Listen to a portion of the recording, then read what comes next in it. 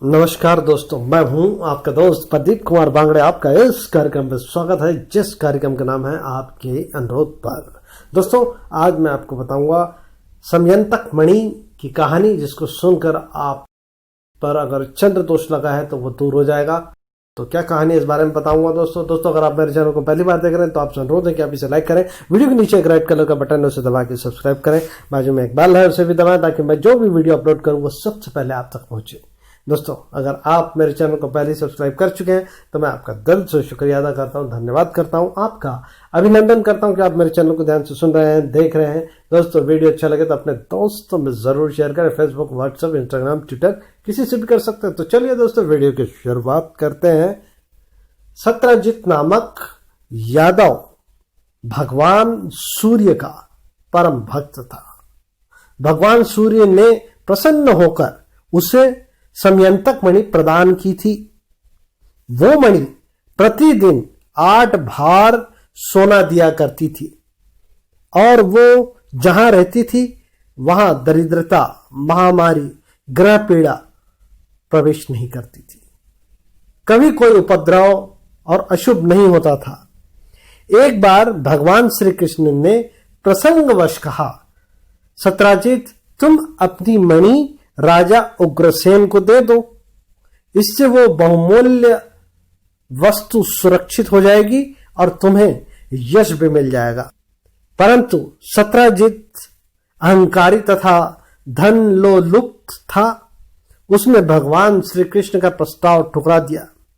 एक दिन सत्यजित का भाई प्रसन्नजित उस मणि को अपने गले में धारण कर शिकार खेलने के लिए वन में गया। वहां एक सिंह ने प्रसेनजीत को मार डाला और मणि को छीन लिया। उसके बाद जामवन ने उस सिंह को मारकर वो मणि अपनी गुफा में ले जाकर अपने बच्चों को खेलने को दे दिया। अपने भाई प्रसेनजीत के ना लौटने पर सत्यजित को बड़ा दुख हुआ। वो कहने लगा, बहुत संभव है कि श्री कृष्ण ने ही मणि के लोभ पर मेरे भाई को मार डाला हो, क्योंकि वो मणि पहनकर वन में शिकार खेलने गया था।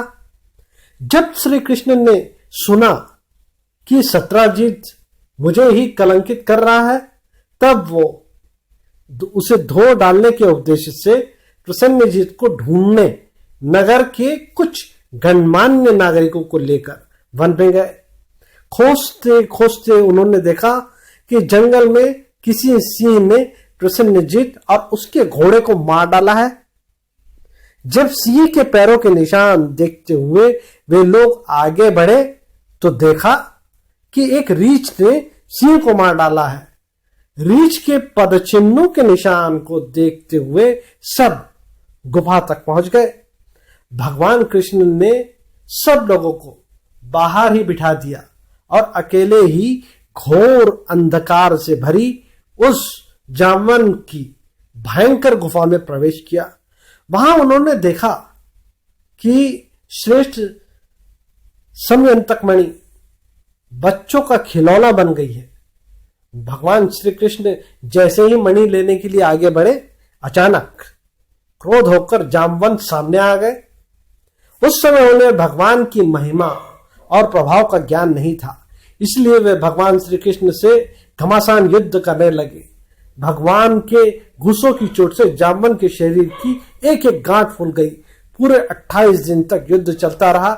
जामवन का शरीर पसीने से लथपथ हो गया, उत्साह जाता रहा। अंत में उन्होंने भगवान श्री कृष्ण को पहचान लिया और कहा, प्रभु, मैं जान गया हूं कि आप ही पुराण पुरुष भगवान विष्णु हैं।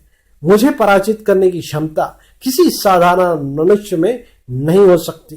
आप विश्व के रचयिता, ब्रह्मा आदि को बनाने वाले, अज्ञानवश हुए मेरे अपराध को आप क्षमा करें। भगवान कृष्ण ने कहा, जामवंत, हम मणि के लिए तुम्हारी गुफा में आए थे। इस मणि के द्वारा मैं अपने ऊपर लगे झूठे कलंक को मिटाना चाहता हूं।